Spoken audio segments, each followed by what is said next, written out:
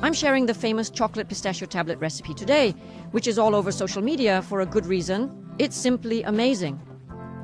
I melted white chocolate and dark chocolate and spread it at the bottom of my tablet mold. I will put the references below the video. You can use just one chocolate for this recipe, making it simpler. Then I put it in the freezer for 10 minutes to make sure it was really hard.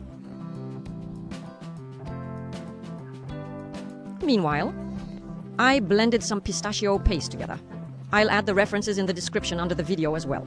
I added some lace crepes to give it a nice crunch. I carefully spread everything in my mold using a spoon to ensure it was even. I added crushed pistachios on top and finished it off with another layer of melted dark chocolate. I spread it out, put it back in freezer for 10 more mins. And that's it, just unmold it. If it's not hard after 10 minutes, let it freeze longer for easier unmolding. Let's take a look inside. Look at this wonder. Oh, it was absolutely delightful. It wasn't overly sweet since my pistachio paste isn't sweet, making it just right.